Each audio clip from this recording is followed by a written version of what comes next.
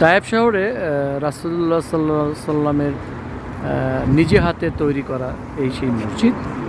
এখানেই তিনি নামাজ পড়তেন এবং এই মসজিদে নামাজ পড়তে আসার সময় রাস্তায় কাটা বিছিয়ে রাখতেন। আমরা দেখাচ্ছি সেটি হলো রাসূলুল্লাহ সাল্লামের সেই মসজিদটি যিনি নিজে হাতে নির্মাণ করেছিলেন। এখানে তিনি নামাজ পড়তে আসতেন। ভিতরে একটু যাওয়ার লাইন থাকলে ভালো হতো। লাইন নেই, আমরা গতবার এসে অনেকক্ষণ দাঁড়াইছিলাম। এটি হলো সেই মসজিদ, তায়েব শহরে রাসূলুল্লাহ সাল্লাল্লাহু আলাইহি ওয়াসাল্লামের নিজের হাতে তৈরি করা সেই মসজিদ। এটি হলো মসজিদের বাইরের অংশ, দেখতে পাচ্ছেন।